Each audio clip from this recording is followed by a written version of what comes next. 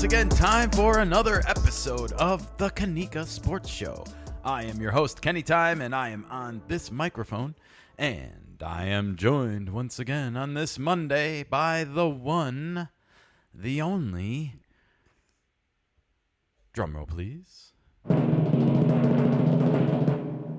Nika, the producer. Everybody, welcome to the show, Nika. Hello, everybody. Hello, Kenny. Thank you. How is Hello. everybody doing on this beautiful Monday, June 2nd? I dated the show.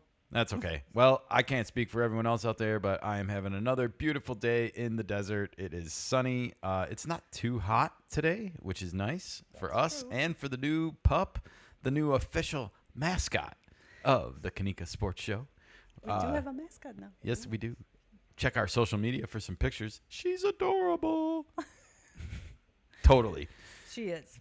We're having a great time with her and getting her acclimated to our lives. She's 2 weeks into our lives today. Yeah. Wow. She's a rescue. A little rescue. We rescued her.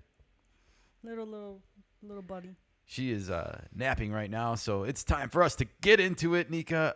Wow, it's been a busy few days. One small programming note to get through right off the top, and there are no Monday awards today. No. Yeah, well, I ran out of time, and we want to get this show in the can, and it happens. Life happens. Life happens, and there's a lot of other things going on, and There's juicy stuff going down, and well, here we are. It's Monday. We got a lot to get to, so let's get right into it, shall we, Nika? It is Monday, June 2nd, and that means it is Lou Gehrig Day, everybody. Yes, indeed. The 5th annual, I believe, Lou Gehrig Day. Players have some special number 4 patches on their jerseys. In fact, the Yankees and Dodgers wore them last night because they're not playing today. So if there's teams that aren't playing today, and there are quite a few, they actually celebrated Lou Gehrig Day yesterday. I was wondering about that last night. I saw the number 4. I was like, what exactly is that? I totally Well, that forgot. was for Sweet Lou, who we honor today.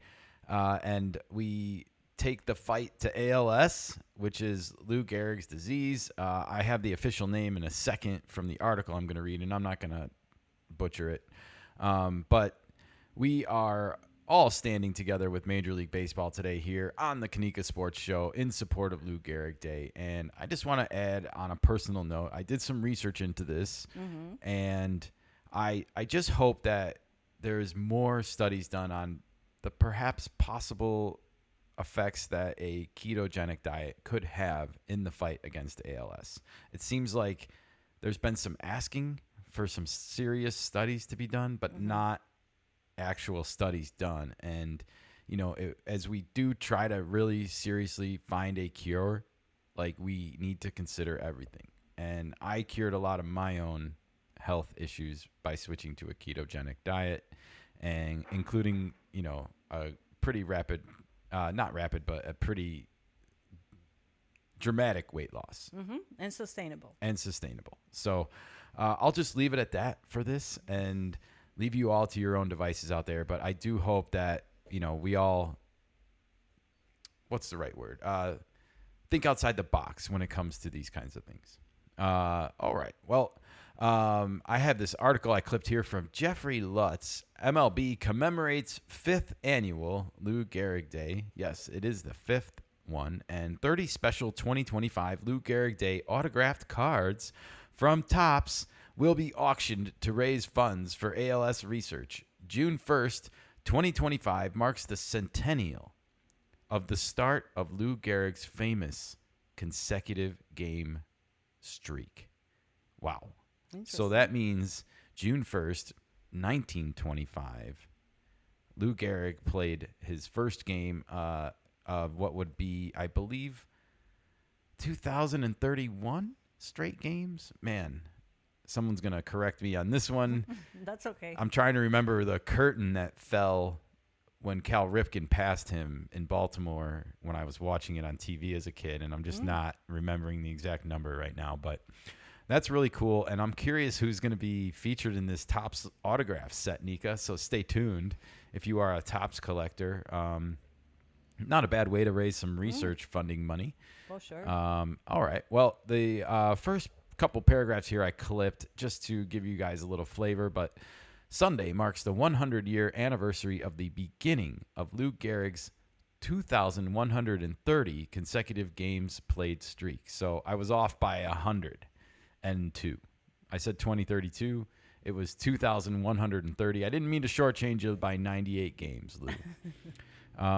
2,130 consecutive games played streak. It's one of the game's greatest accomplishments, and a century later, we still honor the incredible man who achieved it. On Saturday, Major League Baseball, in coordination with all 30 MLB clubs and various partners, announced plans to pay tribute to the Iron Horse on the 5th annual Lou Gehrig Day on Monday, which raises awareness for ALS, amyotrophic lateral sclerosis, otherwise known as Lou Gehrig's disease. So, yeah, that was posted on MLB.com over the weekend, and just wanted to share it with everyone today as we pay tribute to Lou Gehrig and give you a little bit of a flavor of what's happening today in Major League Baseball and yesterday, if your team doesn't play today. I'm surprised they didn't make the whole weekend out of it. But then again, I agree. You know, I feel like it. You know, Lou Gehrig is such a face. I feel like for Major League Baseball, I feel like so many people, even that don't know anything about, you know, the modern players, know his speech. You know, today I consider myself the luckiest man on the face of the earth. It's a far reach. Yeah. So I'm surprised. it should be maybe made into a bigger spectacle, and you know, You're right. They do Mother's Day, Father's Day. It's always about the weekends, and this should be part of it. but they don't use the pink bats all weekend and the that's blue fair. bats all Okay. weekend and stuff. You know, I think there's so much going on the calendar that if they start opening it up to bigger weekends for one thing, then like other people might get like, Yeah. oh, I want a bigger moment too for my thing. And, When does it end? Oh basically? yeah. So you got to be political, I guess, a little bit, and diplomatic. So, Okay. all right. Well, we actually had some baseball to talk about this weekend, and boy, oh boy, we left you on Friday talking about the Dodgers-Yankees series and how excited we were. And Nika, we were watching.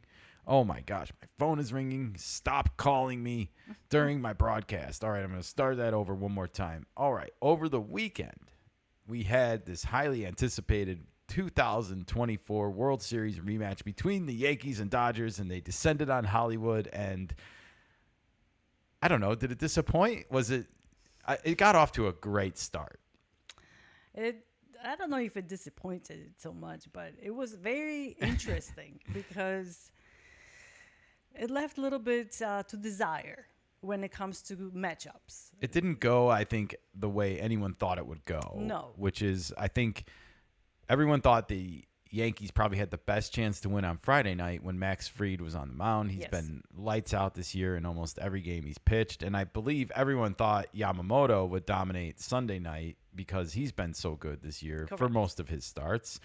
And, well, if you look at this really quickly, you see the 3 games here and the scores, and it didn't come out that way, did it? No. The Dodgers won on Friday night, as you can see, by a score of 8-5, and Ohtani is smiling. And the Yankees won the finale last night 7-3. So Saturday, What happened? 18-2. We'll talk about that in 1 second. I have a theory. You do? I do. Okay. But before we move on, a couple things. As you can see, Max Fried, not so good. The Dodgers win. They got to him. And Ohtani got to him. So that's that. It was a slugfest on the first game. It was Well, tat for Ohtani and tat. Judge both hit home runs in the Right. first inning. It And was we're back going to to talk back. about all that Okay. in a minute, I promise. But all right, before we move on from this graphic, I want to ask you something. Which graphics do you prefer here? We have Apple TV on the top. We have Fox Saturday Baseball in the middle, and we have ESPN Sunday Night Baseball on the bottom. These are like how they put information on the screen part of the time. Which one do I like the best is the top one. Me too. Man, oh man, it's like such a clean design. It's totally evocative of the Apple brand in a way, like very clean and big looking. Like, I have no trouble understanding it. The Fox one in the middle looks like really bulky and old, and yes, it needs to be modernized. the ESPN one on the bottom is a little bit better because it's smaller and bigger, and I don't have to like squint to read it or understand it. And I like the black background versus the gray background that Fox has with the black lettering. I feel like the white pops out on the black a lot easier on my eyes. So those are my initial aesthetic thoughts on these graphics, and Apple wins again. Ding, ding, ding. Yeah, they have a very slick looking graphics. And we noticed that last year when we watched some of the Apple TV games. Well, Nika, I mentioned that we were going to talk about that Saturday game in 1 second, and I have a theory as to why that game ended in such a lopsided score. And can you do me a favor, please, and cue the birthday music? Oh, we have a birthday. We have a music. birthday that we were celebrating in Dodger Land.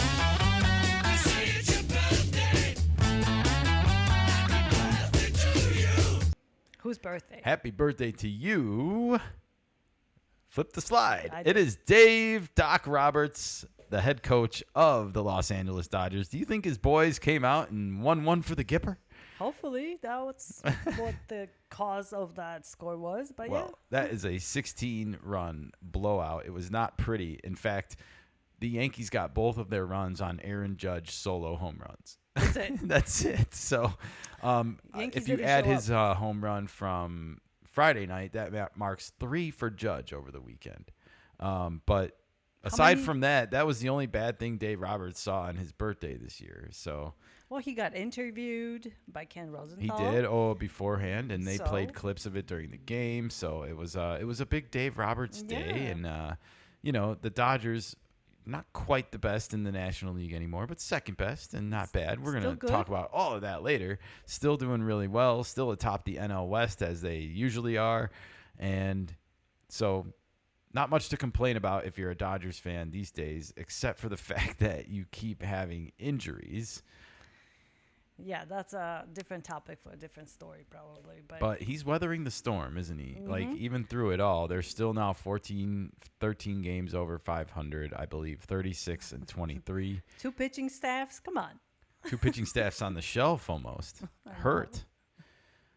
Oy, oy, oy.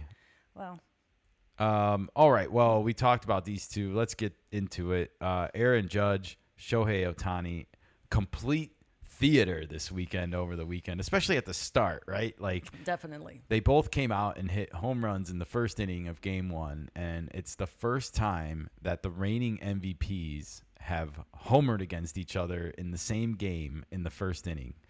I even mentioned something. This is going to be a slugger fest. Yeah. Because Unfortunately, the way it Yankees didn't was. get the memo for Friday, and No. they really did have the Dodgers on the ropes in that game 1. They It did. was 5-2 for a little bit there, and all of a sudden But the they made Dodgers some put up a 4 mistakes. spot, and next thing they're down, and Yankees made so many errors in a couple of the plays. They dropped some balls. They didn't catch them. It was not pretty. a little sloppy baseball on a Friday night. Yeah. Well, it does happen, and I'm just really glad that the Yankees were able to come back and win that finale last night. A huge win. The worst start of the season for Yamamoto. On Sunday. Yeah, I think 3 2/3 innings, 96 pitches. Didn't even get through 4. That's not good. So, yeah, they really need him right now to keep it together because of all the other injuries on their staff. And there's word that he might have a minor hip injury that he's pitching through. Ooh, ouch. Yeah. So I think that's not from a good. ball that got hit back at him. Oh, but it's not a fracture or anything. No, like no. that. I think it's just a big bruise, probably. Kudos to him if he's pitching through it because it's probably not easy. And Well, it depends on your pain threshold. it does. Absolutely. Are we still looking at the slide of Judge and Ohtani right now? Judge and Ohtani, yes. Yeah, Side by you can side. see their follow-throughs. Both have that big home run swing. 3 home runs apiece for these two over the weekend. Ohtani gets 2 on the opening game. You can see the second one here coming off Max Fried later in the game. I mentioned the first inning home run. This was the second one, and what a nice follow through. Everyone watching, yeah, he's just got a beautiful swing, Ohtani. And Judge, not too bad on the other side when he gets it as well. These guys showed up for this big pressure, like everyone was talking about it on Friday, rematch. And, I'm not going to say it lived up to it, especially with that Saturday dud. Mm-hmm. That Fox was probably like, man, we got the short end of the stick. Like, our game wasn't even close. Everyone tuned out. Well, but these two showed up and put on a show for everybody most of the weekend. I say most of the weekend because if you flip to the next slide, Nika, okay, we can see it's our guy, Bob Nightingale, the USA Today editorialist for Major League Baseball.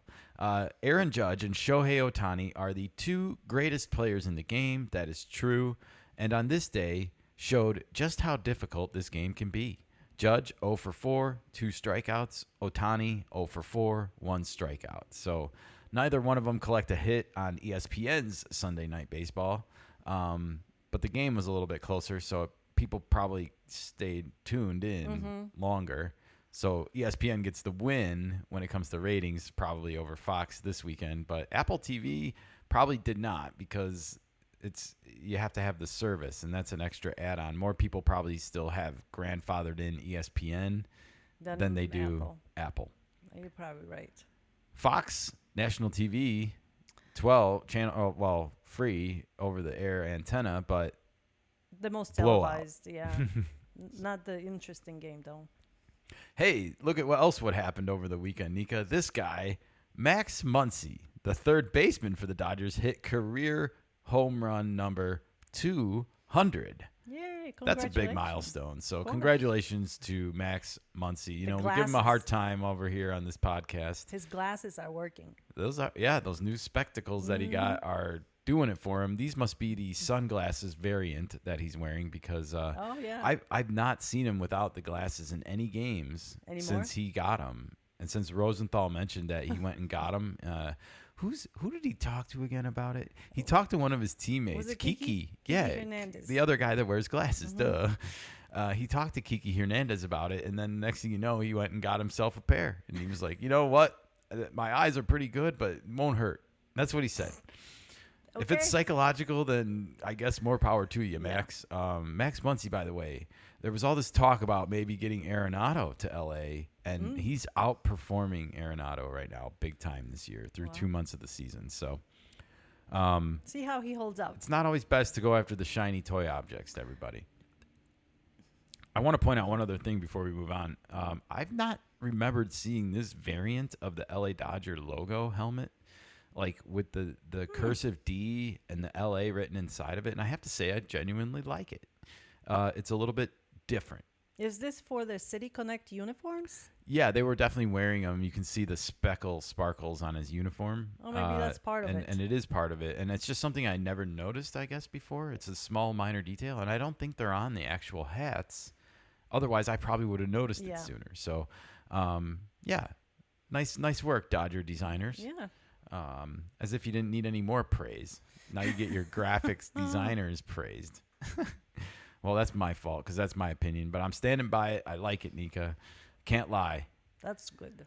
All right. Well, it is time to turn our attention to the big story that everyone was talking about this weekend outside of the big World Series rematch. And that is, of course, number 17 on the Dodgers, who happens to do this whole other thing aside from hitting home runs, Nika. He pitches. And that's, of course, what makes Shohei Ohtani a one-of-a-kind, one-of-one unicorn. And we can see here the LA Dodgers were promoting it again on their Twitter feed. We had the big trailer last weekend when he threw live batting practice to the Mets. Now, he didn't throw batting practice. This was not a batting practice session. This was just a bullpen session. But I have to ask, are we looking at the pictures? Yes. This might be one of, or maybe the first time he's thrown off the mound of Dodger Stadium. Could that be possible? Yeah. We haven't seen him. We've seen him throwing in the outfield. We've seen him throwing in bullpens and whatnot. But I don't remember ever seeing this iconic shot, at least for public display. Has it happened behind closed No. doors. I don't know. There's a whole don't press think so. entourage that follows this guy around. Exactly. What you just said. It would not be hidden. It would be exposed to everybody to see. Look at me. Well, I Look want at to point that Ohtani. out. I think I noticed this. I didn't see anybody else talking about it. This, I think, is the first time Ohtani's pitching off the LA Dodgers Stadium mound. And that is a milestone in and of itself for him, and Yeah. for his fans and for the Dodger team and for all the, the glory that is supposed to come with this. It's not just supposed to be about the home runs, which they love. It's supposed to be about this part of it too. Mm-hmm. And, well, not everyone thinks that number 17 should necessarily risk Pitching? the pitching this year, despite all the reward that comes from it. And that person is former Yankee and Mariner and Ranger, and I'm trying to think if I forgot anyone. Alex Rodriguez. A-Rod. A-Rod, a member of the Juices Loose Club, as we call it here on the Kanika Sports Show. And, well, you can leave it to your own imaginations why we call it that. But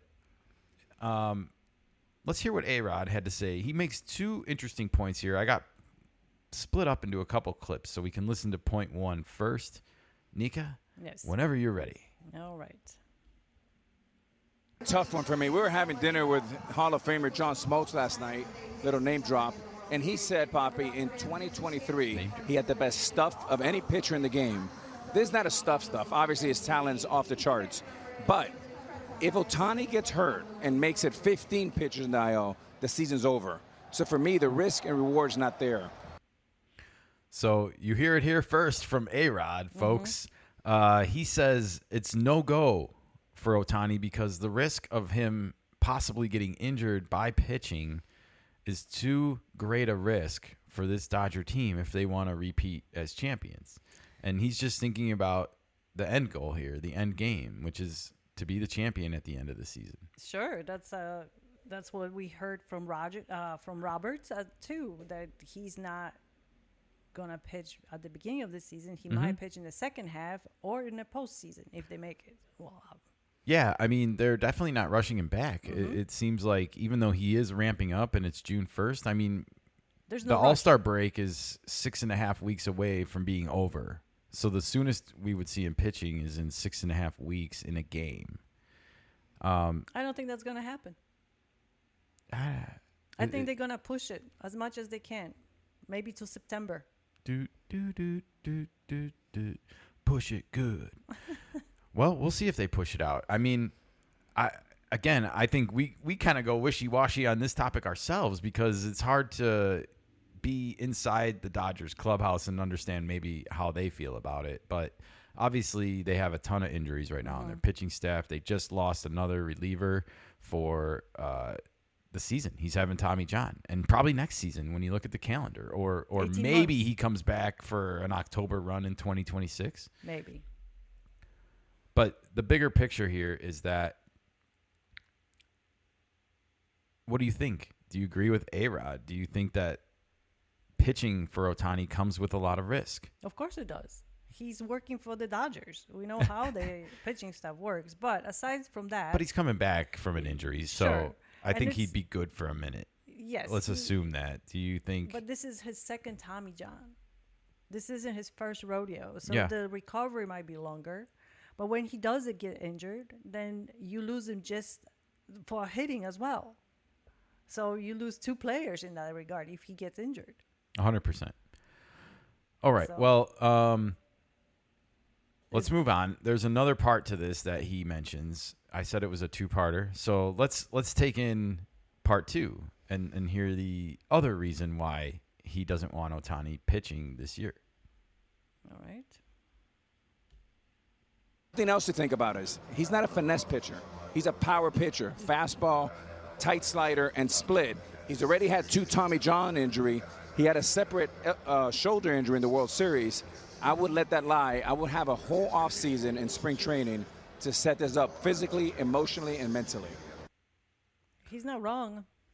There's something to be said about getting out of the gate, and having a fresh start to the season, especially when you're a two-way player, probably like this, and like having a routine. you know, because as soon as Ohtani starts pitching in real games, his routine is going to change day to day again, you know, and he's going to, I mean, he's probably doing some of that work already because we're ramping up to pitch, but I still think there's a difference there, you know, and there's a difference between preparing to pitch and actually pitching, and then having to do the maintenance work after you pitch. And that's a lot of work, you know, just as a pitcher. And then on top of it, you got to add the hitting. The hitting, the preparing to hit, the batting practice, the keeping that part of it sharp, you know, like. So I understand the points A-Rod's making, and it's rare for me to say that I would ever, like, agree with A-Rod. But I do kind of agree with him theoretically with what he's saying. I do understand the point he's making, and I think it is a huge, huge, huge decision that the Dodgers are probably weighing on a daily basis constantly, right? Well, that's their most treasured player. Yeah, and we're only in year 2 of 10. Yes. So there's a long road ahead. And if all of a sudden he has, like, God forbid, another Tommy John, even a year or 2 from now, he will never pitch again. No. Ever. And so... yeah, I don't know. You can certainly understand what he's saying. Now, I want to go back to our previous conversations on this, because more and more and more and more and more, I find myself on the side of believing that Ohtani can do it more than any other person in the world. If there's anybody that could do it, it's Shohei Ohtani. I agree with you. I do want to point out that he did He played the role as a closer in a World Classic last time. Yes. So it's not something new, and he would fit really that mold really well as well. Well, it's funny that you say that, Nika, because there was somebody else on the Fox panel that said the exact same thing. Why don't we take a listen in our next clip? This is Big Pappy, everybody. David Ortiz, recent Hall of Famer. Check it out. All right. In, taking somebody's deep a couple of times during the game, and then come and shut down everybody like that, like he did in the WBC. You want him to close. Yes. That's what he did against striking out Mike Stroud, his teammate at the time. That's right. So David Ortiz agrees with you, Nika. You want him to close. You heard it there. That was the quote. You want him to close. I think he will fit that role really well as a closer. And it's less strenuous than being a starter.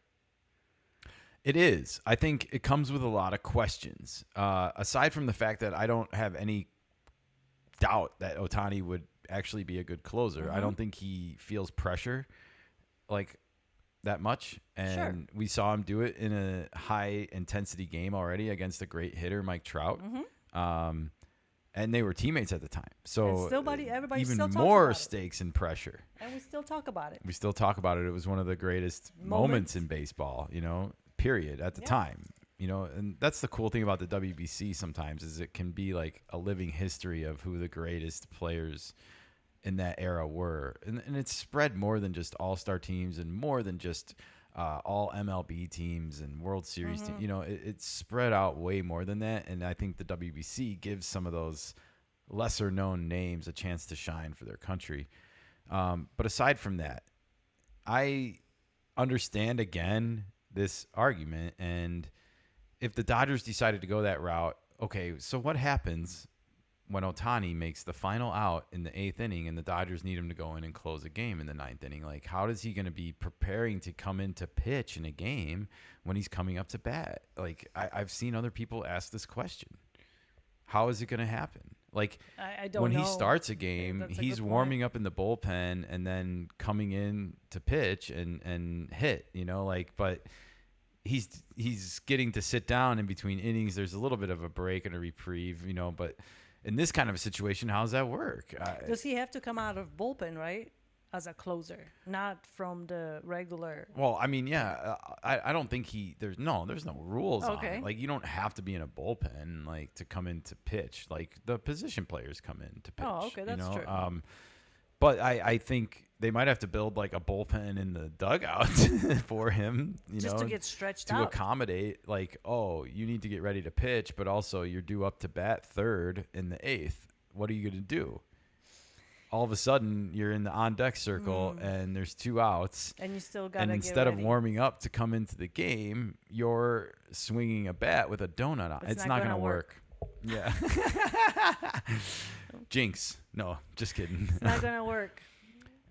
When you hear that many argument, problems. it makes sense that that's too tricky. I love the thought by David Ortiz, like, It's a hey, great I'm going to idea. come and hit a couple bombs off of you and then come in and shut you down. And it's like, wow, what a great strategy, except for the fact of what I just pointed out. It's great on paper then. It's great on paper, but if once you're in the batting order, you cannot control when you come up. And what do we know about the Dodgers? Who comes up to bat a lot at the end of the game in the 8th inning and the 9th inning? Ohtani. Because they turn the lineup over that many times. He gets 4 to 5 at bats most games. Like, Well, didn't you tell me one time that the first batter gets 20% more at bats? than just the number 2 batter. That's a lot. Yeah, and the number 2 batter gets 20% more at bats than the number 3 hitter. And it goes on and on and on down all the way through the order. But the Dodgers do turn their order over a lot. And it's concerning when we watch it happen because we're usually like, oh, we don't want him to get to Ohtani because we want them to lose. We're rooting for the Padres. And we do root for Ohtani, though. We do root for Ohtani. It's not that. It's It's a rivalry. It's a rivalry. Yeah. We have our team. We just respect the greatness that Yes. Ohtani is. And Spot if on. you don't think that he's great, then you're just lying to yourselves. You better check the videos. Better check the videos, check the record. It's, got the it's all there on receipts. paper, you know. All right. All right, so I agree with Big Pappy. Let's take a look at someone else. A-Rod dropped this name, John Smoltz. John Smoltz says, quote, Shohei Ohtani is one of the best pitchers in the history of the game. High praise from a first ballot Hall of Famer. This was posted on MLB Network. You heard A-Rod say that they had dinner with John Smoltz the night before the Saturday broadcast. I just love thinking about John Smoltz, David Ortiz, and A-Rod having some high-priced dinner in L.A. and just waxing Chatting. philosophical about Shohei Ohtani, and they got to be having such a great time talking about this at this sure. moment. They obviously love what they do and love baseball, and to be able to cover and talk about Ohtani, it's probably exciting for them. I bet it is. But Wonder where they were. Smoltz also disagrees. He thinks Ohtani should start. So we have 3 players, 2 of whom are Hall of Famers. Sorry, A-Rod. I don't think you're going to make it. But basically 3 former MVP Major League quality players. David Ortiz. I don't know if Smoltz won MVP, but he could be looked at as a closer and a starter in I his was just career. going to ask that. He was a closer at the end of his career. He was. And so he has, I guess, a lot of wiggle room to talk about both. And But as far as Ohtani, starting will be more, doesn't disrupt so much of the bullpen, the dynamic of the order and his hitting as a starter because you're just there. correct. So based on everything we said, do you think he should start? Do you think he should close? Or do you think he should not pitch at all this year? He's going to pitch, so that's out of the I agree. even thought. I think he should be starting because it doesn't disrupt his routine and the whole team's routine. I think I agree with you for that reason alone. The routine is so important for him in this to stay healthy and stay on the field and, Yeah. and give himself the best chance to at least. But closing is sporadic and there is no right or wrong answer for it. And all of a sudden, a team might rally and they might have the tying run in the on deck circle and need you to come in the 8th inning and close. We've seen other teams do this. Can he be taken out of the game for, let's say, 5th or 6th inning? No, and he cannot be reinserted at a different position later. Oh, so that once will you're be- taken out of a game, you're out. You can be moved from right field to left field, Sure. or even from DH to pitcher. They're talking about But it here. once you're out. I just don't understand how he would get loose unless he just comes in and starts playing catch at the 7th inning. But then it's like, do you think they're gonna need him? What if they don't? Yeah. What if they score 10 runs in the 8th, and all of a sudden we don't need you, and you warmed up for nothing? There's too many logistics issues. I agree. He has to start because that way he maintains control over the situation. Yeah. Like he Spot on. can get out of bed in the morning and know what he needs to do, and that's more important for him to be successful and be the Shohei Ohtani one-of-one unicorn that we all want. Yes. You have a day expectations that way. Oh, well, is this the LA Dodgers Twitter page trolling us, Nika? It says 1 day closer, or does it say 1 day closer? Oh, I don't know. can work for both. Like 1 day he's going to be the closer, or he's just 1 day closer to taking the mound? What do you think they were going with here? Going on the mound as Yeah. a starting pitcher. I think he's going to start. Just the picture shows it. I think he's going to start this year in a playoff game. Yeah, I think that's the timeline for him, with Roberts being very not forthcoming. Probably. They But want him I getting don't ready think he for the- needs to be either. No. Like, it's not his job No. to tell everybody what's going on. Yeah, it's his job. We, the media, we want to know. Come Oh. on, we are entitled. Entitled media never disappoints, right? No. They are lapdogs to the end.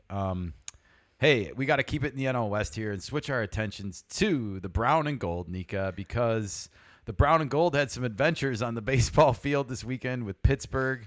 Of course, the Padres won 2 out of 3 hard-fought games last week against the Miami Marlins, and then Pittsburgh was coming to town. And I want to point out that Pittsburgh was kind of coming into town on quite the high note. They had come back from behind and beaten the Diamondbacks in Arizona. They scored 7 runs in the 8th on Tuesday night last week, or Wednesday night. I don't remember which day. Came back and win, and then took the finale as well, I believe, against Zach Gallen. Mm-hmm. Yeah, Zach Gallen got rocked. So not good. And then, wait, I don't know. Or was it Fott? I don't remember. Oh, There's- the last game was fought. against the Pittsburgh? Mhm. Okay. Yeah. So Because it was even. no, it wasn't. He got rocked the other night. So both of them got rocked. I'm so off on my Diamondbacks pitching schedule.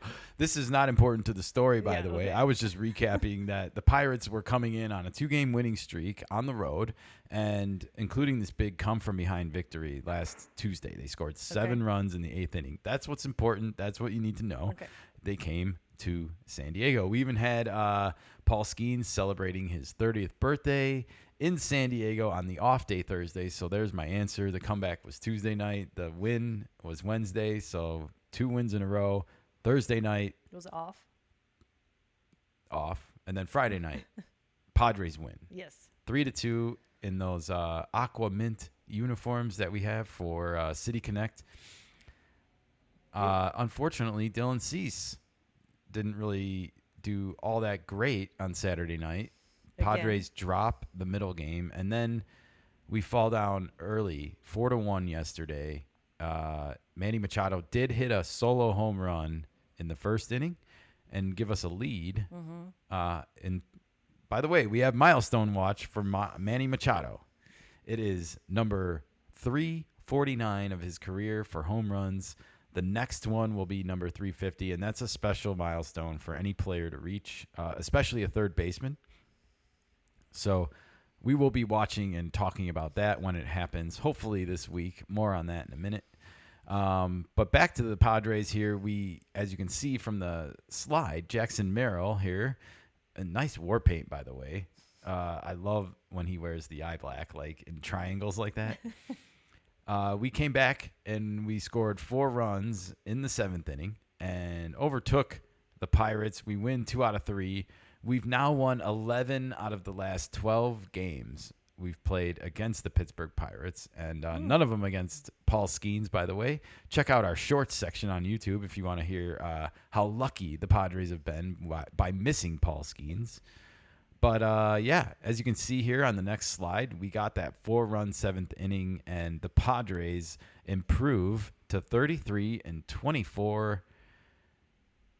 Nika, we have a big stretch of games coming up. Are the Padres going to be 9 games over 500 at the end of June? Well, I'm hoping that they will be. Yeah, me too. It's going to be a rough month. Those are not easy games. The first game against the Pirates kicked off a stretch of 26 games in 27 days, including 7 against the Dodgers, 4 against the Giants. We have the Diamondbacks. We have the Brewers, who are like all of a sudden hot again. So there's some just tough. There's no easy games in baseball, and we've been preaching that. But, the Padres have been kind of looking lethargic sometimes lately, and they leave us very nervous heading into the month of June. It was not another great weekend for Fernando Tatis Jr. He has not put it together. But the one thing that does give me hope is that Manny and Jackson Merrill are starting to show signs of like coming out of the like prolonged slumping periods. Manny, that's a little bit unfair to say that about because I don't think he slumped for too long. He was hot, and then he was a little bit cold, and then he's hot again now. But Jackson Merrill, since he came back from the IL, he had a kind of thunderous arrival with the home run against Max Fried, and everyone was talking about it. And then he kind of went cold for a minute, and he's been striking out a lot more than he usually did last year. Would you call this a sophomore slump for him? Because it's not really a slump. He's just not... I wouldn't call it that. I think he just came back from the IL and saw the team struggling and has been pressing too hard. Yeah. And he needs to stay within himself. And that's probably something similar to what Fernando needs to do is just stay within himself, remember his mechanics, and let his tools and abilities do the work for him instead of trying too hard. I think every athlete is totally capable of trying too hard, much to their own detriment. But hey, there is a rumor in the works, Nika. There's a big rumor out there that the Padres are looking to get some help because let's face it, the left field position, the catching position are in shambles for this team. They've struggled to get barely any production out of those spots. It seems like anytime Elias Diaz gets even a single, I'm like jumping out of the couch for joy because there's actual production there. I think they signed somebody today as a catcher for minors because he's only 16 years old. So oh, really? A guy named Sosa. I kind of got it there. Well, that's a long ways away if he's only 16 years old. So not help for today. Nope. But at least they're thinking about the future. That's good. All right. Well, we do have a rumor to talk about from Dennis Lin out of The Athletic. He covers the Padres. Okay. And as you can see here, we have a picture of one Jarren Duran from the Boston Red Sox. A difficult June schedule could amplify multiple needs, but the Padres are again showing interest in Red Sox outfielder Jarren Duran. Sources tell The Athletic. San Diego's hole in left field was obvious before Gavin Sheets crashed into a wall. And yeah, since I didn't mention that yet, Gavin Sheets did crash into the left field wall yesterday. He left a face print actually in the wall, if you go and check out pictures of that. But I don't think he's going to be too banged up. He bruised his hip, he bruised his arm, his face, and like his wrists, but no broken nose, no broken bones, no sprains. Just sore, like crash. The crash, yeah, running at the full speed, crashing into the wall. I will do it. Exactly. So at least he's on the right side of 30, so he should heal a little bit quicker. But Nika, what do you think of this rumor with Jarren Duran here and possibly having him come to San Diego? I wouldn't mind. I wouldn't mind Jarren Duran, honestly, on the left field. Well, it's definitely a lot better than what we have, and Jarren Duran also has a pretty friendly contract from what I understand. Yeah, he's in the 3rd year of arbitration, so his contract is a little over $3 million right now, and he has a club option next season. Yeah. So I don't know if he'll be a loner or he will be. I think I read somewhere that he's under control through 2028. So I don't know if he might have signed a different extension already. Oh. I don't know. But let's take a look at the next slide here with his season stats and his career stats. You can see here his batting average is at 264 this year. His career batting average is 270. So he's right around the same range as what he usually hits. On base percentage, like 10 points, 12 points down. OPS is where you see he's been hurting the most this season, and that's what the Padres need help with the most, is they need some slug. Yeah. That's the one thing that gives me some pause about Jarren Duran. Though I will say I like his speed a lot. You can see he has those 13 stolen bases this year and 80 in his career. So he's not going to like light the world on fire like a Pete Crow Armstrong might, but he is, a little bit just behind him. So he can definitely provide some threat on the bases, and sometimes that's enough. Yeah, and change of scenery might help with a lot of these issues too. For sure. He's 28 years old, so he's not too young. He's in a should be in his prime. good spot, to possibly come in and fix or help fix left field for the Padres. I don't necessarily not like the move. I was honestly hopeful that Orioles trade might provide more fruit, especially if now you're hearing that Ryan O'Hearn, who is a even higher contact hitter than Cedric Mullins is, might be available too for the Orioles. It's like, whoa. I like the Orioles trade a lot better than the Red Sox trade. Especially since it comes with Adley Rutschman, who's a catcher, but I don't know if the Orioles are even thinking like that or allowing themselves to trade him. But it was nice to think about. Yeah, sure. Maybe Jarren Duran is a more realistic option, and it does sound like the Padres are interested if, Dennis Lin is writing about it. You notice it said again. And the one thing I know about AJ is he seems to like fall in love with certain players and want to eventually will them to the team. If we do make the trade, I saw some people asking if Boston can take back Xander Bogaerts. That would be great. It would be, wouldn't it? Nothing against Bogaerts. I just think it was a little bit overreach on the Padres side for the long-term contract. Yeah, especially when you look at him and Dansby Swanson right now side by side. It's a damn shame. Yeah. And I hope Bogaerts can find it in some form of himself to finish out some duration of this contract, because otherwise it's going to be a long 8 years after this, and I don't know if he recovers. And I don't know how we recover. Like the Hosmer situation, you think is bad. This is a lot more costly and expensive of a mistake. Hosmer is on the last year of that. So Well, then what? We're gonna trade it for Bogaerts? That's not good either. It'll be the interesting thing back to Duran that will be, I guess, most interesting if he does get traded to the Padres is where he would bat in the order, because I think he's been a leadoff hitter for the Red Sox. Oh. Tatis, as we know, has been hitting leadoff for the Padres, but he's been really struggling lately. You can see Duran is a left-handed bat there, and if Duran hits leadoff, I don't think they would bump Tatis, further back than 2. So then what do you do with Arise? I think Arise is the one who gets pushed down to like 5th, and that might not be a bad thing. But I wonder if they would then keep Merrill in the 3 hole and move Manny to 4 or what. But I hope they don't get too cute with all of this. And that's always the problem when you get a player like that. Yeah. Where you put him. Yeah. Or do they want to put him in the bottom of the order to like spark some energy at that side of things? And, because we do need that. We need someone other than Gavin Sheets, I guess, to provide some offense. And Xander has been sporadic. Cronenworth, he comes hot and cold, like really up and down.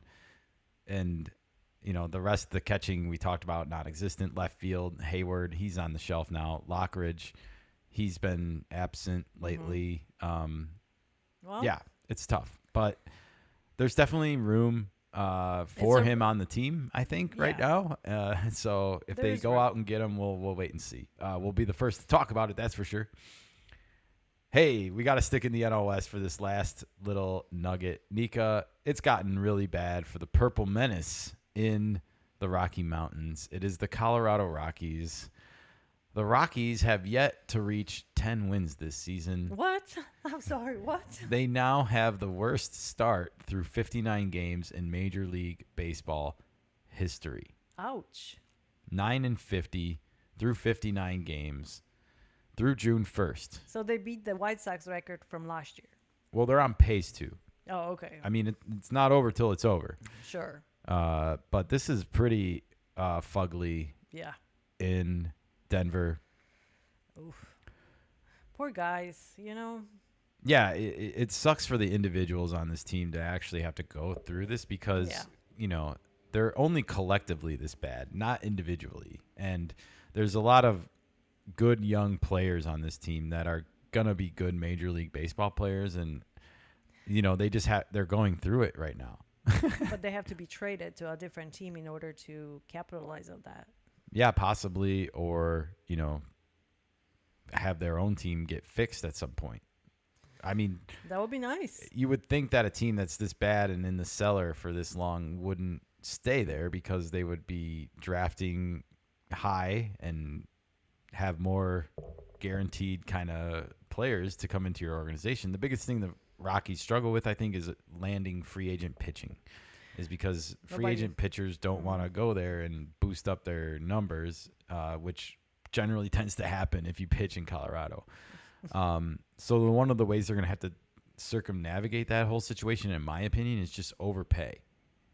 It's just overpay for any pitcher that will come to you that you think is any good. And some of them still might not come because they might be like, well, it's going to screw up my Hall of Fame chances or things that's a like good that. Point.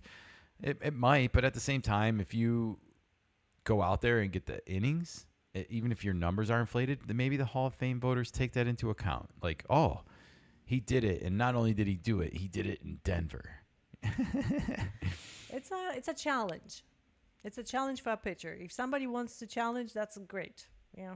I agree. Well, I think that the Rockies need to open up their pocketbooks to those pitchers and just accept the fact that you're going to have to overpay and fill in the rest of your roster with your young talent. Pay the money. Hey, speaking of pitchers, Nika, we had a couple of pitching injuries over the weekend that are worth talking about. I see. And the one on the left I want to talk about first, Corbin Burns. He left today's game with an apparent injury. That's yesterday's game. He was pitching against, let me think for a minute. Who were they playing? Jeez. Oh, the Nationals. Corbin Burns was pitching against the Nationals, and he gave up a hit, and he immediately motioned for the dugout. They came out. We heard him mouth an F-bomb, or saw him mouth an F-bomb, I should say. We did not hear it. But he was definitely upset, frustrated, and he's going in for an MRI. Today. We will probably learn more soon. I got my eyes on this one. Arizona is Didn't you say something? Hurting. Yes, but didn't you tell me that you was reading his lips that he said my elbow is out? Yeah, he went on to say something like my elbow is dead or something. Something like that. Yeah, and there was some thought and some talk on social media that perhaps because he noticed it and felt it like that, he avoided serious injury. Oh, okay. I guess if you're this close to the snapping your elbow ligament, you will know. I think you will know how your arm feels. The Wizard, Oh. Nathan Eovaldi, is headed to the 15-day IL with an issue with his tricep. He had been having an excellent start to the season. He is considered an AL Cy Young contender. At least he was. I don't know if he's going to be able to stay in the race if he misses significant time. I guess it's 15-day IL. We know with these ILs that they tend to not go the minimum. They tend to go way over. Yeah. And I just don't have a good feeling that he's going to pitch, maybe even before the All-Star break. They might be looking at 6 weeks without the Wizard. Oh. But the Corbin Burns injury is potentially big because Arizona is in a world of hurt right now, just as a team. I don't think they expected to be where they're at in the standings. And, so a long climb upward for them. And if they have to do it for a significant time without the free agent pitcher that they signed for $210 million in the offseason. That's going to hurt. It's going to hurt. All right. Well, it is time to move away from the NL West and move to the NL Central, Nika, where they are singing today in Wrigleyville. They're singing, go, Cubs, go! Go, Cubs, go! Hey, Chicago, what do you say? The Cubs, well, they won 2 out of 3 yesterday against the Reds. They lost that Friday opener, but they conclude a 5-1 homestand against the Rockies and the Reds. And, Nice. that's about as good as I think you could hope for besides a double sweep. I know a lot of people were talking about, like, we should have gotten the double sweep. Look, the Reds are going to win games. The Rockies are going to win games. They even won 9. So it just happens. It's baseball. Yeah. They're bound to win some of them. They should win some of them, to be honest. And the Reds are well managed. So the Cubs take 2 out of 3 last weekend from the Reds, and then another 2 out of 3 this weekend from the Reds. So 4 out of 6 against the Reds in the last 6 games. And you can see here on the next slide, Nika, Pete Crow Armstrong tallied 3 hits and scored 3 runs yesterday as the Cubs secure a 6th straight series win. So they've won 6 series in a row, and you can see that record down there, 37-22. That is the best record right now in the National League, tied with the New York Mets, who we will talk about shortly. Wow. Mets just will not go away. Yeah, I mean, it's June 1st, though, and the Cubs are ahead of the Dodgers. That's pretty damn cool.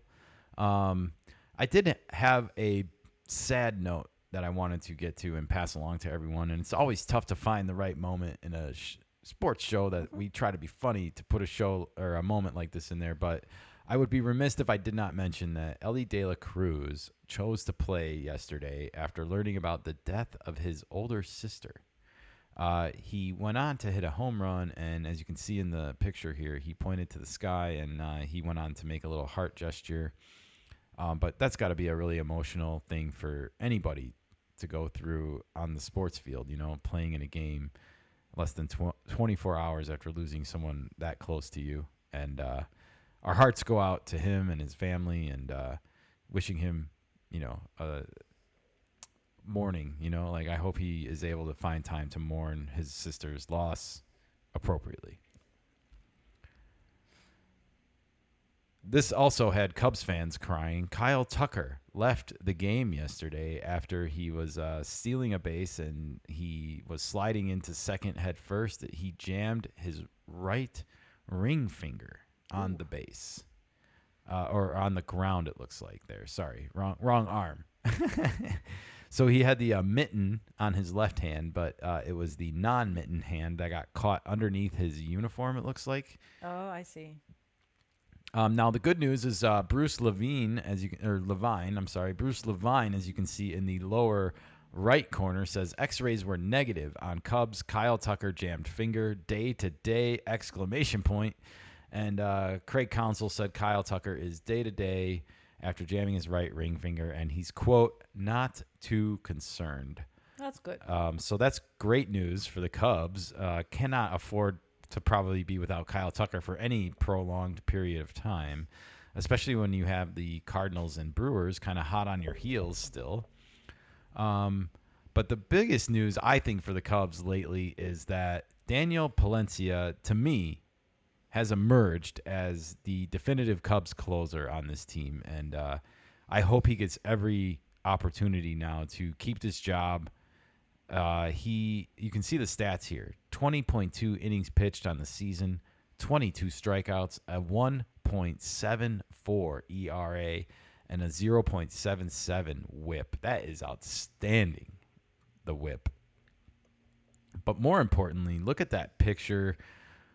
Look at the little dot there with the number underneath it on the zoom in I gave you all. That says 101. That is the miles per hour that the pitch is getting clocked at coming in. And you can see the location. Top of the zone, right on the margins there, right on the line. And if he can paint those edges with that heat, he is going to be tough. And I can't over exaggerate how huge it is for the Cubs if they have somehow managed to find the closer of their dreams almost internally, and they don't have to fill that position in July. Yeah. And it just makes the whole bullpen better, because now all of a sudden Presley can become your setup guy, because I don't think he's a closer anymore. I've said that before. He wasn't even doing it last year with Houston before he came here. But he is a veteran, and he's got a ton of experience, so he can definitely provide some advice to this young Daniel Palencia in the closer role. But I like his stuff. He also throws a sinker, and, when you have those two pitches working in combination with each other, we've seen something similar with Robert Suarez on the Padres, how he can bring 101 heat and then a 90-mile-an-hour sinker with that. Like, you're going to be tough. You're going to be tough. And so I hope that this is true and not a mirage. I hope this is the new future Cubs closer. Nika, let's take a look at the next slide so we can see his profile. Just 25 years old. I like that best about him. He could be the closer this year and for years to come, potentially, He's really young, yeah. Yeah, definitely. And I'm excited for this. I'm excited for this because, like I said, I feel like it gives the Cubs a lot more options in July then to go out and plug other holes on this roster when you don't have to worry about this. Yeah, definitely. It makes a huge difference. And they can find somebody as a third base. They can if they need it. Matt Shaw is on a prolonged trial, so we'll see if he can do that at third base, or if the Cubs need to, try and pull Raffy Devers away from Boston if they keep sliding in the standings. Ooh, I like juice. Yeah. Or will the Mariners be able to pry him away? Maybe one of those teams should probably get Devers. Well, as you can see here, the stats again: 1.74 ERA, 19 games, 5 saves, 20.2 innings pitched, 22 strikeouts, 0.77 WHIP, and 5 saves is enough, I think, to say that he can handle the pressure. I would say so. Yeah. Yeah, it's not a mirage, but let's hope not. I want to see it for another month. Yeah, he proved himself so far. The 5 saves shows that. He did, and he's come on strong, so it's a huge, huge thing for the Cubs. I can't underestimate it that much. All right, let's flip to the next slide because it is the National League standings, and it is crowded at the top, as you can see. Just 4 games separate the Cardinals from the Cubs. The Cardinals are right now in 7th place. The Brewers just behind them, 5.5 games back of the Cubs. And this is just in the whole National League. You also have the Padres and the Giants neck and neck there, both with 33 wins, but the Padres with just 2 fewer losses. So that's a plus. A feather in their cap. I mean, it's always better when you hold destiny in your own hands and you're not hoping that the other team has to lose. But long way to go. The Padres and the Giants will kick off tonight a 4-game series in San Francisco. Ready to get sweaty, everybody. It will be. And, of course, we have the Phillies and the Dodgers who are tied. And the Phillies were the best team in the NL last week, and they are no more. It is now the Mets and the Cubs, so the Mets move past them with that 3-game winning streak. And the Phillies, you can see 4-game losing streak. So it hits everybody, Nika. We Yes. complain about it happening to the Padres. And then Because we are so close to it. Exactly. But we don't tend to, look at how it happens to other teams. The other big thing that stands out to me here is the 7-game winning streak for the Milwaukee Brewers, and they are starting a series tonight at Cincinnati. So I'm kind of rooting for the Reds here to get knock the Brewers down a peg before San Diego has to go to Milwaukee next weekend. But let's worry about the Giants before we worry about the Brewers. No easy games. Every games matter. Definitely. And then, hey, just to keep things interesting here, Arizona and Washington tied after playing each other this weekend. Washington takes 2 out of 3. Arizona 3 games under 500 on June 2nd. I don't know what happened to Diamondbacks this season. Yeah, they have, it's weird because I don't feel like they've totally lost their offensive mojo, as much as the Padres, but the Padres, like a good veteran team will, when they're struggling collectively, still manage to find weird ways to win games. They find a ways, yes. And I feel like Arizona, it's not happening. And I think it has a lot to do with their bullpen and the fact that they're missing A.J. Puck still, and Rodriguez has not come back. And those were their best 2 arms. And you see how important that part of the game becomes. Of course. They are well managed. It's a good team. Well, we like Torey Lovullo, Yeah. and he seems to be taking all of this in stride. And Arizona has been historically a strong finishing team the last 2 seasons. They turn it up in August and September, and they make you feel the heat. Yeah. But they're going to need some help. And It's the desert. if Corbin Burns is hurt, they're going to need to do it without, probably their best pitcher. Yeah. Yikes. All right. Well, let's turn the page to the American League, because while everyone was watching Ohtani and Judge this weekend in Hollywood, it was actually on the Pacific Northwest where the home run lead was in motion, because Cal Raleigh, the Seattle Mariners catcher, also known as the Big Thumper, the Big Dumper, something like that. I don't know what they call him, but he now leads the majors in home runs with 23. He passes them all. He took off, basically. He took off this week. He took off, and he is the king of them all. I know we don't have awards done for this week, but if there was one, Cal Raleigh would be the home run king this week. Let's flip to the next slide there, Nika, because look at those amazing numbers just this year in the catching role. 211 at-bats, 265 batting average, but the 23 home runs and 45 RBIs. Damn. Six stolen bases. He's a catcher, but 1.021 OPS for the season. Look, Cal Raleigh needs to be the American League starting catcher in the All-Star game first and foremost. I'm sure that's going to happen. But he is having like a legendary, historic season. He's on pace for over 60 home runs. Also, he's giving Ohtani and Judge a run for their money. A run for their money, yeah. I mean, it's one of the best hitting seasons by a catcher through the first 2 months. And I really hope he continues. I want to see it, it seems like at least someone in Seattle is paying big dividends from Edgar Martinez being the hitting coach. What are you waiting for, Julio? Like, I told everyone that you needed a big left-handed bat to go with you, and then your team gives you one, and you're still not getting it done. So maybe I was wrong. I think if I'm Cal Raleigh, I'm like, Julio, let's get it going. Like, help me out. He got so many incentives in the contract, and he just cannot get it together. Well, I think he just won Player of the Week, so no surprise. Big week for Cal Raleigh. Congratulations. And with all that being said, with all the praise, with all the glory that comes with the home run, this still wasn't the best story to come out of Seattle this weekend, Nika, because on Friday we had a special call-up. Cole Young in Tacoma in the minor league system for the Mariners. He got called up, and I clipped this video because, well, I'm going to tell you why in a minute. But you want to play it first? Let's play the video. I meant to tell you this earlier, but I'm really proud of what you've done, how far you've come. Just take that to Seattle tomorrow, okay? Where? Seattle. When? Right, tomorrow. So you're done. You're not playing anymore this game. You're going to go play for Seattle. All right? That's awesome. Congratulations. Hey.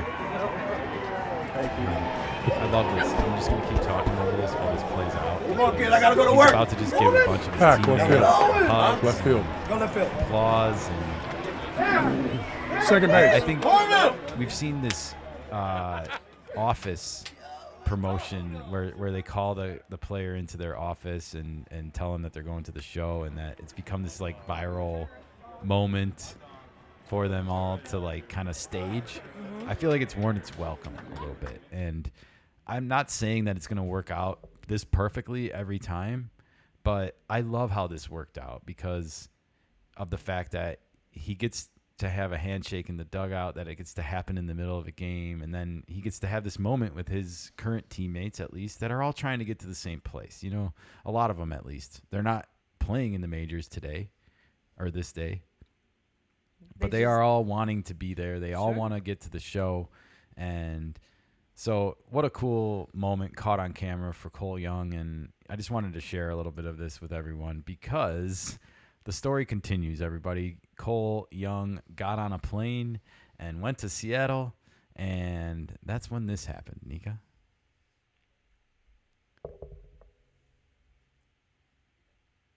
Oh, shoot. There you go. Making his major league debut, one of the top prospects in baseball. The pitch. Swinging a ground ball, bouncing softly to first base, throw home, not in time! Wow. It's a walk-off for the Mariners! Walk Cole off. Young in his major league debut! In your major league debut. Cole Young. What a 24 hours. With a walk-off fielder's choice in the 11th, and That's the just a Mariners great win it. moment for a kid, and he's gonna never ever forget this moment for the rest of his life. I mean, he got to hoist the trident at the end there, Nika, on his first game. He sure did. You know, we've been trying to follow the Mariners more, and you know, we might just have to start because Cal Raleigh is doing special things, and the team is doing special things. This was definitely the most special thing to happen, though, in Seattle this weekend, and they weren't done. Sunday, they did it again to the Twins. They walked them off. They didn't do it in the 10th inning this time, or the 11th inning. They did it in the 9th inning, and it was Randy Arozarena, and they got the series win. Tridents are up in Seattle, Nika. People are happy. The Mariners are doing well, and if you flip even to the next slide, we can take a look at the American League standings, and the Tigers remain on top, but the Mariners are in 4th place in the entire American League. They stand atop the AL West right now. The Astros are just a half a game behind them, though. So always scary, but the Rangers have fallen off a little bit more, and of course the A's even further back. So, Nika, we've been complaining about the Mariners' offense all last year, and now it seems like they have found their offense. George Kirby just came back. The pitching is going to get healthy, and we know how good they are. Are you buying into the Mariners this year? Are they going to make it into the playoffs, perhaps go far? Can they get to the championship series? Can they play in the ALCS? Yeah, there's a potential there for sure. I don't see why it wouldn't. The problem is Astros. They always find a way to get up there. They are pesky. Yeah. They are pesky. I do think Seattle will hold, though, and at least be a wild card team, if not win the division. Yeah, it has a potential. I think their pitching will hold up better. Especially they got Matt Brash back recently. He's a huge piece of their bullpen. So, and they obviously have one of the best closers in baseball. So, yeah, I like the Mariners' chances, and I think if this might be the year. And I mean, they need a third baseman of some kind. If Arenado is not going to go to the Dodgers or whatnot, then maybe Seattle has this bunch of draft capital, a bunch of prospect capital right now. I know the newest prospect report said they had 9 of the top 100 prospects, and we saw what happens with the Orioles when you do not cash in at the right moment for the right pieces. And so the Mariners must cash in for the right pieces to complete this team this year, because this looks to me like a strong team, especially if you can get a second half hot Julio. They could contend. Yeah. They could contend with the best of them. Like, Detroit will be tough. I mean, anyone that has to face Scooby-Doo in the playoffs is going to have their work cut out for them, especially in a 7-game series. You might have to see him 3 times if he pitches game 1, game 4, and game 7. But yeah, I like Seattle's chances in this AL race, I should say. They might have to find a third baseman, though. Yeah, definitely. So, we'll be here. All right. Well, Nika. Yeah. We had some breaking news last night. Can you play a little breaking intro for me? We have breaking news. Ladies and gentlemen, can I please have your attention? This bullet just handed to me. And I need all of you to stop what you're doing and listen. Yes, indeed. We did have some breaking news last night and into this morning. The Royals are calling up slugger Jack Caglianone, one of the top prospects in baseball, sources tell Jeff Passan of ESPN. Caglianone is hitting .322 with a .389 on base and a .593 slugging percentage, 15 home runs, 56 RBIs in 50 games between AA and AAA. Yeah, that's right. He started just this year in AA. He already got promoted to AAA, and he didn't slow down then. And now he is getting the call up to the majors, to the Royals roster.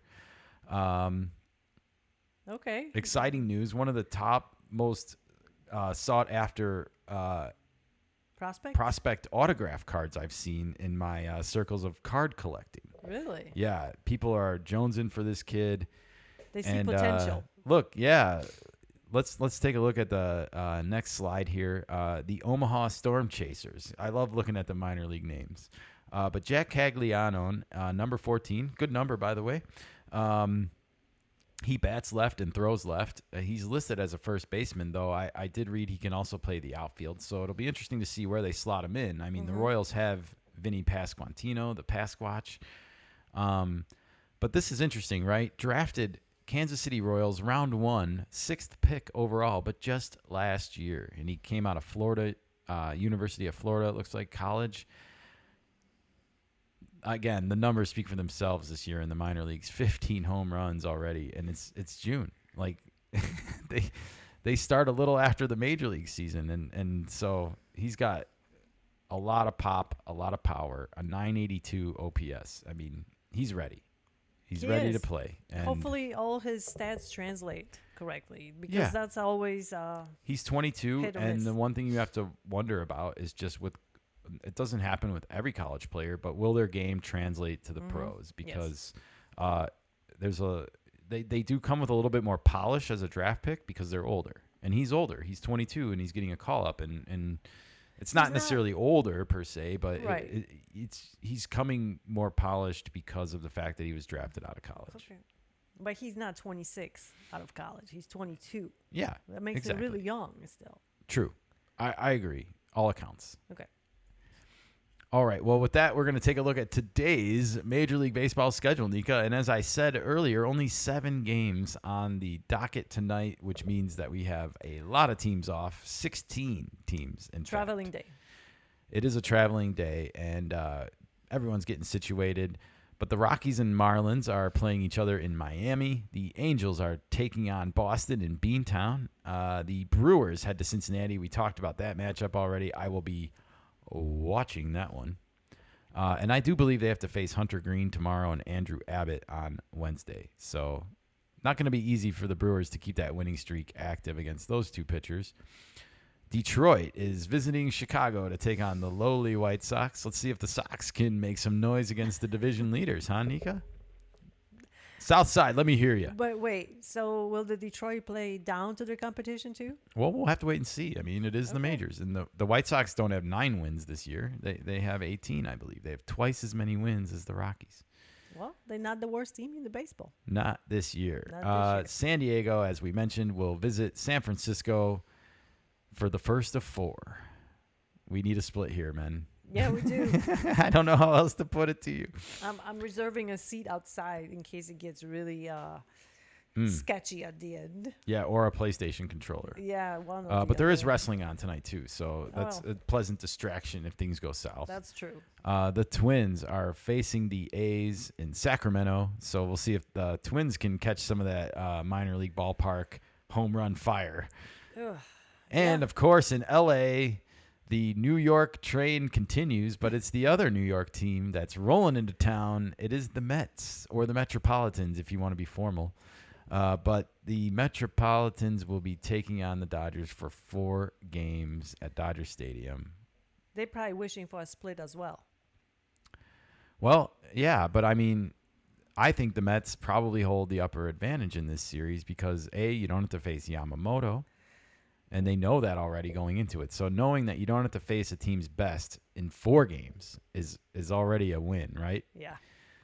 I'm excited to watch this. I'm excited to see, it's an NLCS rematch. So we just had the World Series rematch, and now we have the NLCS rematch, and it's not quite the same glory, but it should be a good series It's not a nevertheless. rematch. It's still probably in people's memory. It is. And oh, by the way, Juan Soto, is he heating up, everybody? 2 home runs in the last 2 games for the Mets. It was against the Rockies. But is he heating up, and will it continue here? Because the Dodgers don't have great pitching. They just outslug teams. Right. We just have to watch and see where it goes. Oh, we're going to be watching, everybody. Because there's you plenty never of good know. stuff to watch. So stay tuned. We'll be back, and we'll be talking about it. I'm Perfect. excited. All right. All right. Well, it is time to change gears. It is time to go inside the squared circle, as they say, and talk a little WWE. We got to firstly pick up. I got my blue headband on because we got to do our Smackdown reactions from last Friday, Nika. Ooh. And boy, oh boy, the show got kicked off with a fun start, actually. It was Bianca Belair coming out in some orange attire. And there was a reason for that. It's because we were in Tennessee. We were in, what is their name? Knoxville. The Sooners? Oh. The Sooners. The Tennessee. Maybe I should look this up before I get stupid. What was a Tennessee basketball team? College basketball team. I'm sorry, folks. I got to be accurate. I don't allow it. Of course, it doesn't tell me. Yeah, technology. Nothing.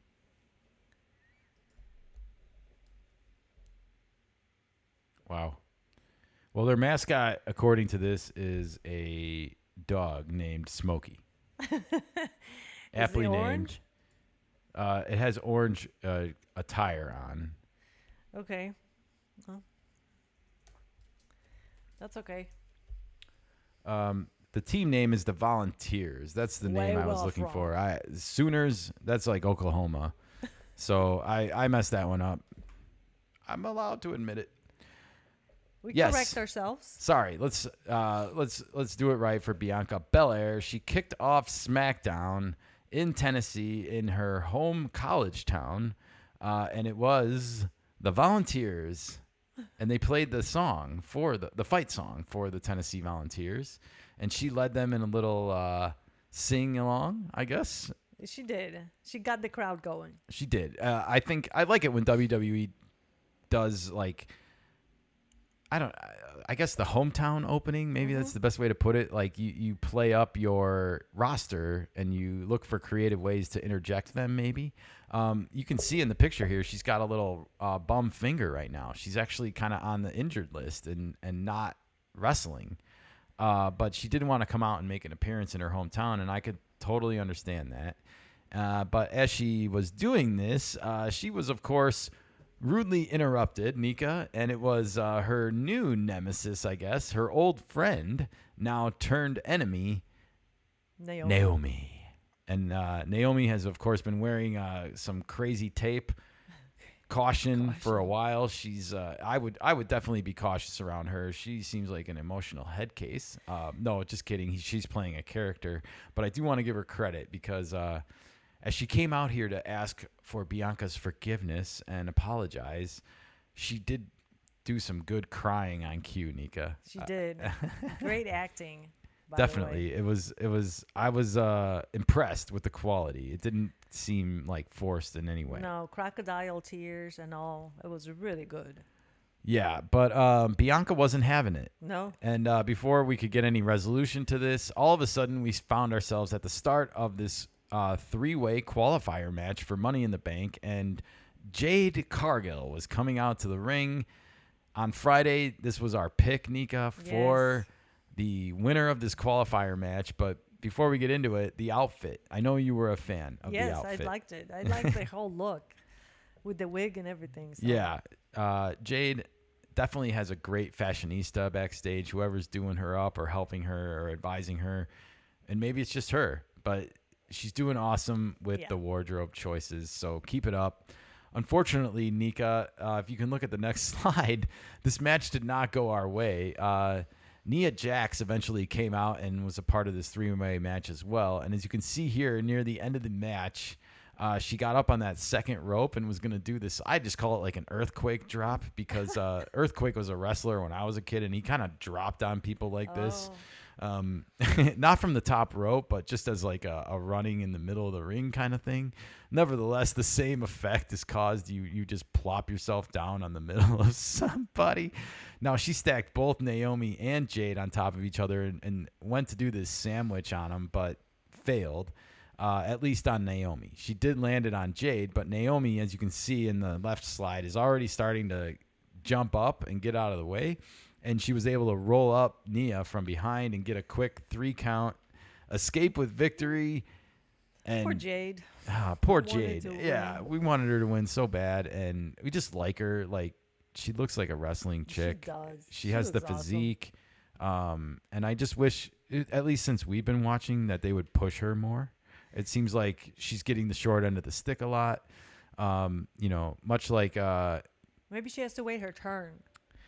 yeah, I get that, but much like Drew McIntyre, like it feels like he was getting the short end of the stick a Yeah. lot and not like even winning, and then you kept waiting for him to get his moment, and his moment never came.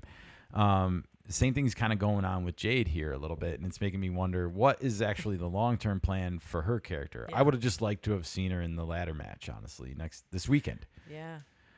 Okay. Exciting stuff. So as you can see on the next slide, Naomi punches her ticket for the Money in the Bank ladder match, which, as I just said, is happening this Saturday night. I'm excited. And, as we can see on the next slide, there are 5 women already qualified for this, Nika. It is Julia or Gulia. I don't know how to say her name yet. I'm sorry. We're still learning. We have Alexa Bliss. We have Roxanne Perez. And then we have the newly minted Naomi. And, of course, Rhea Ripley.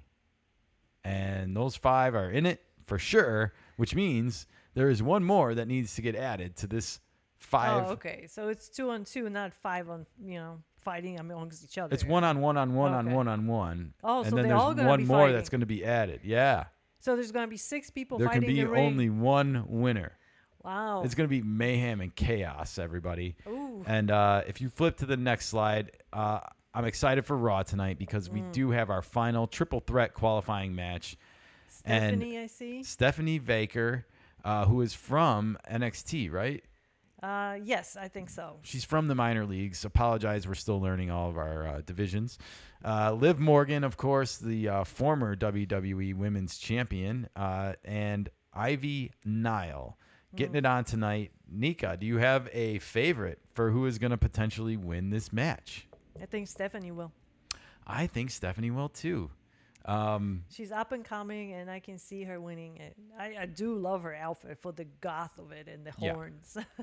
I do too, and I just think the way it's all setting up, like Liv Morgan had a little falling out last weekend with her partner, and she's a little bit cautious, I think, of Roxanne, and I think they're setting something up between Liv Morgan and Roxanne eventually to have a feud.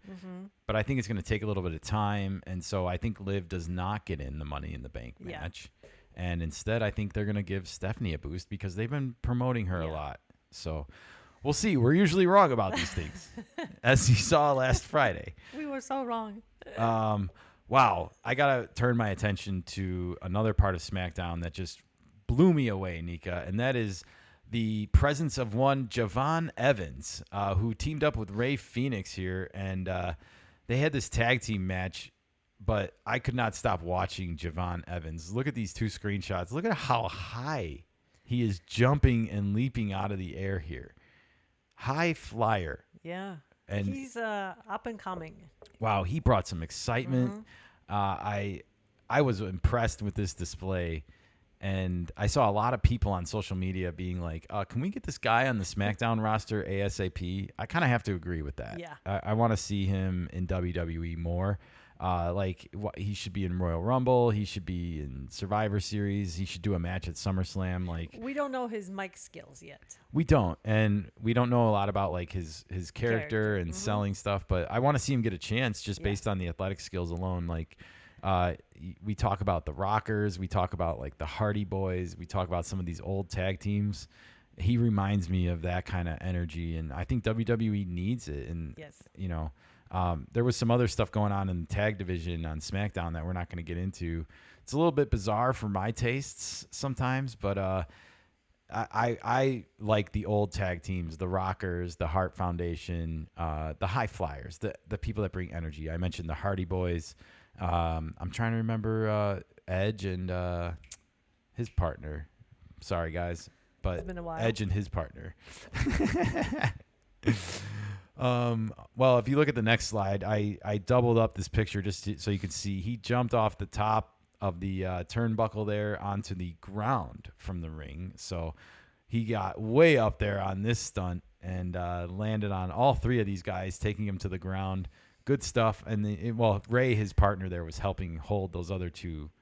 But he was still jumping onto the floor, not to the ring. Correct. So it's a little different landing. Yeah, a lot deeper. Uh-huh. A lot deeper of a pool. Oh, yeah. And a lot less of a soft landing, even though I'm sure they put padding on the ground there too. But yeah, just wanted to give you guys a little taste of how exciting he is to watch and why I would want him on the roster soon too. And then in the last slide here, we can see that the Ethan Page, otherwise known as the official Ego, as he calls himself on X/Twitter, he was in attendance ringside for this match. And, Javon Evans and him are in the same NXT league, I believe. And Ethan Page is the NXT champion. And I don't know if they're setting up a feud for these two. It seemed that way. It definitely did seem that way. But, it looks like they're both popular enough to possibly be on the SmackDown roster. So who knows? We'll definitely keep our attentions attuned to Javon Evans and his talents because I like him. Yeah. High flyer. High flyer. All right. Well, if you look on the next slide, Nika, you'll see we already went through the women's qualifier match from SmackDown, but that still means we had a men's match, and it was Jacob Fatu against Carmelo Hayes and Andrade. And this match did not go at all how we predicted either. We both selected Jacob Fatu to win this match. Now, if you'll take a look at the slides that I captured for the first bit of information here, Jacob Fatu landed his top rope somersault finisher move onto Andrade here. You can see him holding the back of his head in the slide on the left. When JC Mateo and Solo Sikoa went onto the top of the ring apron here and started begging Jacob to perform it again. They wanted him to do the somersault finisher on him again, add extra punishment here. So they create this big distraction, and then all of a sudden, what do you know? You can see on the right, well, it's a little blurry, I apologize, but it was a high-action moment. Jimmy Uso, brother of world heavyweight champion Jey Uso, ran out and he took care of JC Mateo and distracted everything else going on, and it led to some chaos. The important thing to note here is that Jimmy Uso was screwed in his qualifier match by JC Mateo. Oh, that's why they don't like each other. Yeah, so that's why he ran out here and helped or at least interfered in this moment. And what wound up happening is Jacob Fatu got screwed. Yeah. And the distraction cost him because if you go to the next slide, you can see it was Andrade pulling off the surprise, in my opinion, upset of the century on Carmelo Hayes here. I would have predicted Carmelo Hayes to be second in line to win this match. I've never heard of Andrade before this match. I don't think I've seen him wrestle since we started watching in January. I don't think I've seen him on the programming. Yeah, that's weird, right? So he was my last pick for this match, and somehow he is in here. So maybe he's getting bumped up that we don't know yet. And that's true. And we also don't follow it every day, what is happening in the wrestling world. Not yet. We're working on it, huh? All right.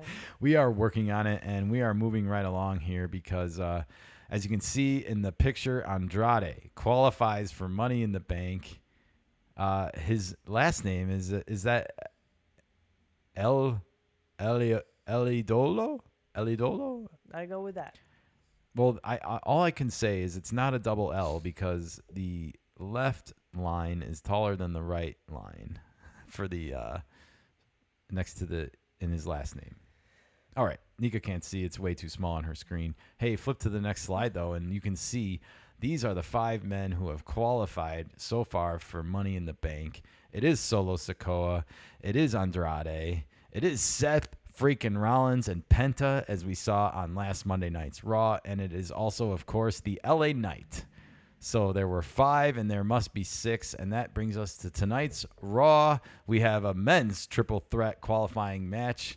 The Monday before Saturday's main event, it is CM Punk, AJ Styles and El Grande Americano. And is he still carrying around that steel plate inside of his mask, Nika? I don't know. What is that for?